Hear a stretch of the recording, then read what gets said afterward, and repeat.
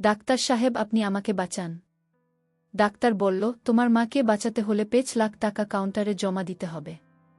আমি বললাম, ডাক্তার সাহেব, আমি মাত্র ক্লাস 7-এ পড়ি। আমার বয়সটা অল্প। আমি একজন ছোট মেয়ে। আমার কোনো ভাই বোন নাই। আমার মা ছাড়া এ পৃথিবীতে কেউ নেই। ডাক্তার বলল, তোমার কে আছে বা কে নেই সেটা আমার দেখার বিষয় না। আমি ডাক্তার সাহেবকে বললাম, আপনি একটু দয়া করুন। ডাক্তার তখন বলল, আমি একটা শর্তে তোমার মাকে বাঁচাতে পারি। আমি বললাম, আপনি বলুন কিশোর, আমি সব মেনে নেব। ডাক্তার বলল, তুমি আমাকে কিছু দিতে হবে। আমি বললাম, কি দিতে হবে ডাক্তার সাহেব? ডাক্তার বলল, তুমি আমার অন্য একটা অফিসে এসো। আজ রাত 12টার পরে আমি তোমার মায়ের সমস্ত চিকিৎসার খরচ আমি দেব। ডাক্তার সাহেব যখন রাতের কথা বললেন তখন আমার মনের ভিতর ভয় কাজ করছিল। কিন্তু কিছু করার নেই। আমি ডাক্তার সাহেবের কথা না শুনলে আমার মায়ের চিকিৎসা হবে না। আর তাই আমি বাধ্য হয়ে আমি ডাক্তারের সাথে রাত 12টায় তার অফিসে গেলাম। ডাক্তার আমায় দেখে বললেন, তুমি এসেছ, আসো আমার রুমে। আমি ডাক্তার সাহেবের রুমে গেলাম। তারপর ডাক্তার সাহেব বললেন, তোমার কাছে আজ আমি যা চাই তাই দিতে হবে। যদি না দাও তাহলে তোমার মা বাঁচবে না। তারপর ডাক্তার সারা রাত আমার সাথে যা করেছিল তা শুনলে তোমাদের অবস্থা খারাপ হয়ে যাবে। আসল ঘটনাটি শুরু করার আগে তোমাদের কাছে একটা অনুরোধ, তোমরা আমার চ্যানেলটিকে সাবস্ক্রাইব করে পাশে থাকবেন। তাহলে আসল ঘটনা শুরু করা যাক। আমার মায়ের শরীর খুব খারাপ ছিল। আমি তাকে ডাক্তারের কাছে নিয়ে গেলাম। কিন্তু তার চিকিৎসা করানোর টাকা আমার কাছে ছিল না। ডাক্তার বলল, মায়ের চিকিৎসা করাতে হলে আমার অফিসে চলে এসো। মায়ের চিকিৎসার জন্য আমি ডাক্তারের পার্সোনাল অফিসে গেলাম। আমার নাম সাইমা। আমার বয়স 13 বছর। যখন আমার মায়ের শরীর খারাপ হয় তখন তাকে আমি অনেক ডাক্তার দেখাই, কিন্তু কোনো লাভই হয় না। দিন দিন মায়ের অবস্থা আরও খারাপ হতে থাকে। ডাক্তাররা মায়ের রোগটাকে অপ্রতীক আর্য ঘোষণা করেছিল, কিন্তু মা ছাড়া আমার আর কেউ ছিল না। আমি মায়ের এই অবস্থা দেখে খুবই কাঁদতাম। আমি মায়ের একমাত্র মেয়ে ছিলাম। আমার কোনো ভাই বোন ছিল না যে আমাকে সাহায্য করবে। মায়ের চিকিৎসার জন্য আমি আমাদের সমস্ত জমিজমা বিক্রি করে দিয়েছিলাম। এখন আমার হাতে বেশি টাকাও নেই। মায়ের অসুস্থতার খবর পেয়ে একদিন কাকা আমাদের বাড়িতে এসে বলে, তোমাদের উপর দিয়ে এত ঝড় বয়ে গেছে, আর তোমরা আমাকে একবার খবর দাওনি। একবার যদি আমাকে ফোন করতে, তাহলে তো আমি চলে আসতাম। আমি কাকে কি আর বলব, অনেকবার আমি কাকার বাড়িতে ফোন করেছিলাম আমাদের অবস্থার কথা বলার জন্য, কিন্তু কাকিমা প্রত্যেকবার আমাকে অপমান করে ফোন কেটে দিয়েছিল। কাকিমা বুঝতে পেরেছিল যে আমি তার স্বামীর আর ছেলের কষ্ট করে রোজগার করা টাকা খরচা করতে চাই। কাকা মায়ের সাথে অনেক কথা বলার মা চুপ করে শোনান। মায়ের সাথে কথা শেষ হওয়ার পর কাকা আমাকে বলল, সাইমা, তোমার জিনিসপত্র গুছিয়ে নাও, তোমরা আমার সাথে আমার বাড়িতে যাবে। আমার একবারে ইচ্ছে ছিল না তো কাকার বাড়িতে যাওয়ার।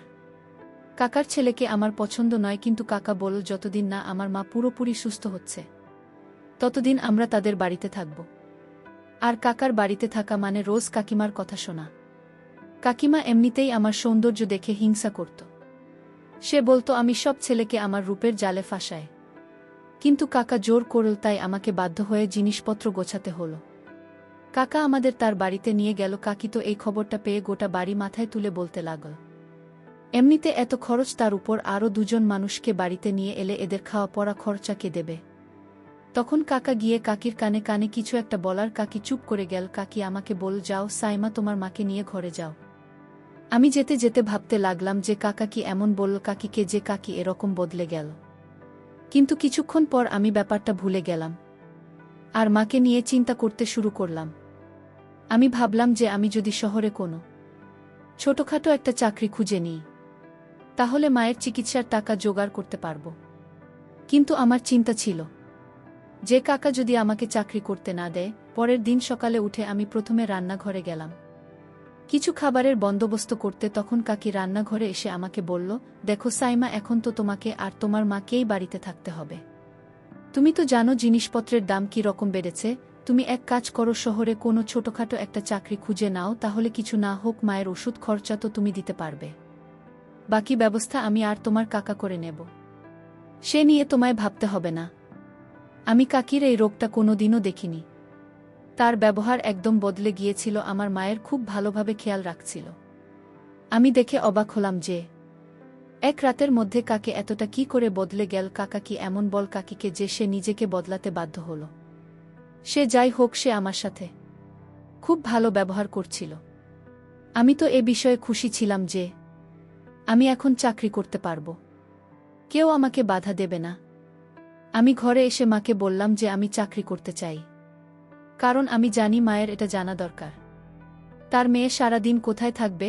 মা আমাকে চাকরি করতে বারণ করল না। মা ও বুঝতে পেরেছিল যে এখন আমরা কাকার বাড়িতে আছি, তাই নিজেদের খরচা যতটা সম্ভব নিজেদেরকেই চালাতে হবে। শহরে আমার একটা বন্ধু ছিল, তার নাম সুমন। আমি তাকে ফোন করে সব কথা বললাম। সে বলল, সাইমা, তুমি আমাকে 2 দিন সময় দাও, আমি চেষ্টা করছি আমার অফিসে তোমাকে একটা কাজ জোগাড় করে দিতে। যদি তোমার এখানে কাজটা হয়ে যায় তাহলে খুব ভালো হবে, আমরা 2 বন্ধু একসাথে কাজ করতে পারব।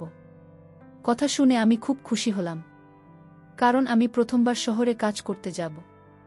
কিন্তু আমার ভয় লাগছিল এই ভেবে যে শহরের পরিবেশটা কেমন হবে, আমি ওখানে গিয়ে মানিয়ে নিতে পারব কিনা। এই ভাবতে ভাবতে 2 দিন কেটে গেল।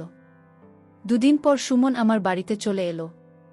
সে বলল, সাইমা, তোমার ভাগ্যটা খুবই ভালো, কাল আমি অফিসে তোমার কথা বলতে ওরা তোমাকে নিতে রাজি হয়ে গেল। ওদের একটা ভালো মেয়ের দরকার ছিল, এটাও বলেছে যে তোমাকে ভালো পারিশ্রমিক দেওয়া হবে। সুমনের কথা শুনে আমি খুব খুশি হলাম, কিন্তু আমার চিন্তা হয় যে অফিসের মালিক কেমন হবে। পরের দিন সকালে আমি সুমনের সাথে অফিসে এলাম। এসে আমি জানতে পারলাম যে মালিক আমাকে কাজে রেখেছেন। তিনি কোনো কাজে কিছু দিনের জন্য শহরের বাইরে গেছেন। এটা একটা সার্জিক্যাল কোম্পানি ছিল, যেখানে চিকিৎসার সরঞ্জাম তৈরি হতো। প্রথম কদিন আমাকে সুমনের সাথে রাখা হতো, যাতে আমি ভালো করে কাজ শিখতে পারি।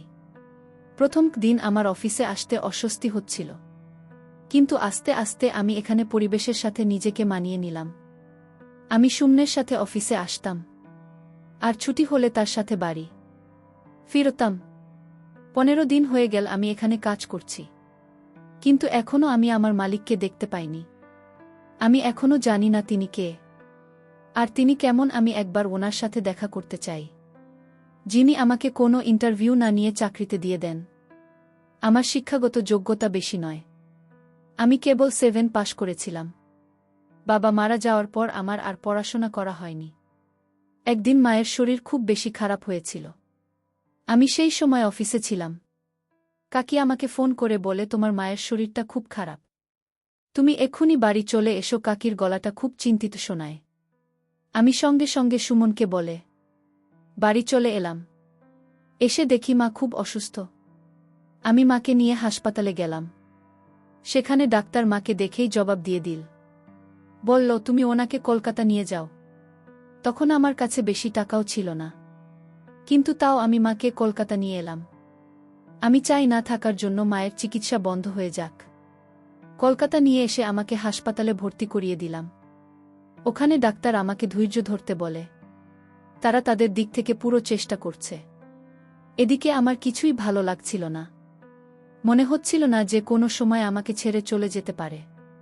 তারপর আমি পৃথিবীতে পুরোপুরি একা হয়ে যাব। প্রায় 24 ঘন্টা পর ডাক্তার আমাকে তার অফিসে ডাকেন, আর দেখে বলেন, তোমার মায়ের অবস্থা খুব খারাপ, তার হার্টের অবস্থা খুব খারাপ হয়ে গেছে। আমাদের এখনই তার চিকিৎসা শুরু করতে হবে। তার জন্য তোমাকে 5 লাখ টাকা জমা দিতে হবে, তবে আমরা তোমার মায়ের চিকিৎসা শুরু করতে পারব। এত মোটা টাকার অঙ্ক শুনে তো আমার হাত পা কাঁপতে থাকে। আমি ভাবতে থাকি, এতগুলো টাকা আমি কোথা থেকে জোগাড় করব। ডাক্তার সাহেব মনে হয় আমার অবস্থাটা বুঝতে পারছিলেন। তিনি আমাকে জিজ্ঞেস করেন, তোমার কিছু অসুবিধা থাকলে আমায় বলতে পারো। আমি আমার 2 হাত দিয়ে মুখ থেকে কাঁদতে লাগলাম, আর কাঁদতে কাঁদতেই বললাম, ডাক্তার সাহেব, আমার কাছে এত টাকা পয়সা নেই। আমি আমার মায়ের চিকিৎসাও করাতে চাই, কিন্তু আমার কাছে একটা টাকাও নেই। আপনি বলে দিন, কি এমন করলে আমি আমার মায়ের চিকিৎসা করাতে পারব। আমি অনেক কষ্টে টাকার ব্যবস্থা করে ওনাকে কলকাতা নিয়ে এসেছি। ডাক্তার সাহেব চিন্তায় পড়ে যান। উনি আমার কাঁধে হাত রেখে বললেন, ঠিক আছে, আজ বিকেলে তুমি আমার অন্য একটা অফিসে এসো, সেখানে আমি তোমাকে কিছু কাজ দেব। আর টাকাও দেব, যেটা দিয়ে তুমি তোমার মায়ের চিকিৎসা করাতে পারবে।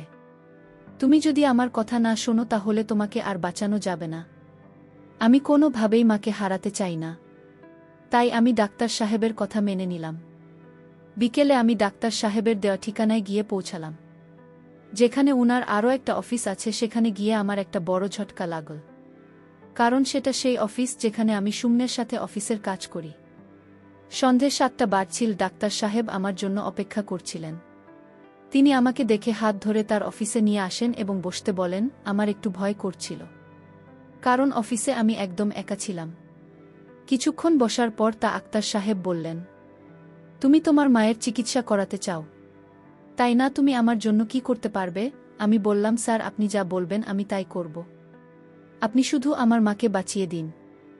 আমার কথা শুনে ডাক্তার সাহেব কিছুক্ষণ ভেবে বললেন, তোমাকে আমার অফিসে কয়েক রাত থাকতে হবে। আমি তোমার থেকে যা চাইব তোমাকে তাই দিতে হবে। তুমি যদি আমার কথা শোনো তাহলে তোমার মায়ের চিকিৎসার সব খরচ আমি দেব। আর যদি না শোনো তাহলে কালকে তোমাকে নিয়ে অন্য কোনো হাসপাতালে চলে যেও। উনার কথা শোনা ছাড়া আমার আর কোনো উপায় ছিল না। আমি বুঝতে পারছিলাম না ডাক্তার সাহেবের নজর আমার অন্য দিকে। আমি বললাম, স্যার, আপনি আমাকে অফিসের কাজ দিন, আর প্রতি মাসের পারিশ্রমিকটা আপনি রেখে দেবেন। উনি বললেন, তুমি সত্যিই খুব সরল, এতগুলো টাকা কি কেউ এমনি এমনি দেয়? তুমি আমাকে খুশি করতে পারলে আমি তোমার মায়ের চিকিৎসা করব। বাধ্য হয়ে আমাকে মায়ের চিকিৎসার জন্য ডাক্তার সাহেবের কথায় আমার রাজি হতে হয়। তারপর ডাক্তার সাহেব আমার সাথে বন্ধুরা, সেটা আমি ভাষায় প্রকাশ করতে পারছি না। আসলে আমি একটা ছোটখাটো মেয়ে। আমি ডাক্তার সাহেবকে বলেছিলাম, ডাক্তার, আমার তো তেমন বয়স হয়নি। তারপরও ডাক্তার আমার কোনো কথা শুনল না। এছাড়া তো আমার আর কোনো উপায় ছিল না। আমার নিজের উপরই ঘেন্না হচ্ছিল। পৃথিবীর সমস্ত ডাক্তারদের উপরে রাগ হচ্ছিল। মনে হচ্ছিল এরা কেমন ডাক্তার, রোগীদের প্রাণ বাঁচানোর জন্য। এরা লোকদের যা ইচ্ছা তাই করে। দুর্বলতার সুযোগ নিয়ে তারা এসব করে। আমার নিজের উপর রাগ হয় এই ভেবে যে আমি এরকম একটা জায়গায় চাকরি করছিলাম। আমি যদি জানতাম যে সুমন আমাকে যে অফিসে কাজ করতে নিয়ে যাচ্ছে সেখানে ডাক্তার এরকম, তাহলে আমি কখনোই চাকরিটা করতাম না। আমি যখন পরের দিন কোনো রকমে নিজেকে সামলে হাসপাতালে গেলাম, তখন জানতে পারলাম যে ডাক্তার সাহেব 2-3 দিনের জন্য কোনো কাজে বাইরে গিয়েছেন। আমার ওনার উপরে খুবই রাগ হলো। উনি আমার মায়ের চিকিৎসা করাবেন বলে আমাকে তার সকল কথা মানতে হলো। আর তারপর নিজেই শহরের বাইরে চলে গেলেন। আমি ভাবতে লাগলাম যে এখন আমি মাকে নিয়ে কোথায় যাব। তখন আমার মনে হলো যে আমি নিজের সম্মানও হারালাম, আর নিজের মাকেও বাঁচাতে পারলাম না। আমি খুব কাঁদতে শুরু করলাম। সেই সময় ওখানে একজন নার্স এসে বললেন, ডাক্তার সাহেব আপনার মায়ের সমস্ত টাকা জমা করে দিয়েছে। উনার চিকিৎসা শুরু হয়ে গেছে। আপনি কোনো চিন্তা করবেন না, উনি 2-3 দিন পর ফিরে আসবেন। এটা শুনে আমি কিছুটা স্বস্তি পেলাম। মায়ের প্রাণটা তো বেঁচে যাবে। কিন্তু আমি এখন এই মুখ নিয়ে কোথায় গিয়ে দাঁড়াবে? মায়ের চিকিৎসার জন্য আমি ভুল পথে হেঁটেছি। আমি এখন এই বিষয় নিয়ে ভাবতে চাই না, কারণ আমি যতই ভাবো তো নিজের কাছে ছোট হয়ে যাব। মায়ের চিকিৎসা শুরু হয়েছিল। আমি ভগবানের কাছে প্রার্থনা করতে লাগলাম যে উনি যেন আমার মাকে সুস্থ করে দেন, আর আমি যেটা করেছি তার জন্য আমাকে ক্ষমা করে দেন। আমি ভগবানকে বলতে লাগলাম যে আমি কখনোই চাইনি, কারো সাথে জড়াতে চাইনি আমার মাকে বাঁচানোর জন্য। আমি যদি ডাক্তারের কথা না শুনতাম তাহলে পয়সার অভাবে আমার মায়ের চিকিৎসা হতো না, আর আমার মা মারা যেতেন। আমি যখন প্রার্থনা করছিলাম তখন কাকা কাকি হাসপাতালে আসে। এসে আমাকে জড়িয়ে ধরে কাঁদতে শুরু করে। কাকিকে কাঁদতে দেখে আমি অবাক হয়ে গেলাম। আমি বললাম, তোমরা কাজ কেন? চিন্তা করো না, মা ঠিক হয়ে যাবে। কাকা বললেন, আমরা তোমায় কোথায় না খুঁজেছি। আমি আর তোমার কাকি কলকাতার কোনায় কোনায় তোমাকে খুঁজে বেরিয়েছি। তুমি কোথায় চলে গিয়েছিলে একবার তো আমাদের ফোন করে জানাতে পারতে যে তুমি তোমার মাকে নিয়ে এই হাসপাতালে এসেছ। আমি মনে মনে ভাবলাম, কাকা, আপনাকে কি আর বলতাম, আমার বলার কিছুই বাকি নেই। কাকি আমার সাথে খুব ভালোভাবে কথা বলছিলেন। কিছুক্ষণ পর কাকা কাকিকে ইশারায় বলেন, তুমি এদিকে এসো, আমার তোমার সাথে কিছু কথা আছে। কাকার কথা শুনতে চলে গেল। আর এদিকে আমি আমার মাকে নিয়ে আমার বাসায় চলে এলাম। পরিশেষে একটা কথা দর্শকদের উদ্দেশ্য করে বলতে চাই। আমাদের সমাজে এমন কিছু ডাক্তার রয়েছে, তারা ডাক্তার নামের কলঙ্ক। তারা মানুষের দুর্বলতার সুযোগ নিয়ে মানুষের সাথে খারাপ আচরণ করে। আর এরকম ঘটনা আমাদের সমাজে বিভিন্ন দেশে ঘটছে। বন্ধুরা, গল্পটি কেমন লাগলো তা অবশ্যই কমেন্ট করে জানাবেন।